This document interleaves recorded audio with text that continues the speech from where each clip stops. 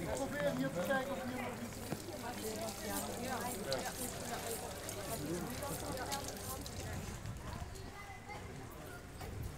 Dan hangt hij ook een beetje naar beneden. Ja.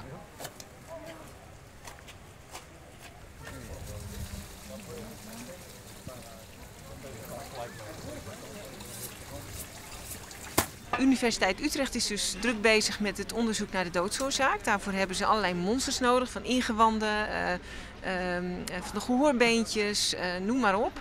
En wij helpen ze daarbij en tegelijkertijd leggen we het skelet bloot. En het skelet dat is voor ons van belang voor de nationale collectie, natuurhistorische collectie. Dus ja, dat willen wij graag bewaren. Nou is de collectie potvissen bij Naturalis al groot. Waarom is het dan toch zo belangrijk dat er nu weer een potvis bij komt?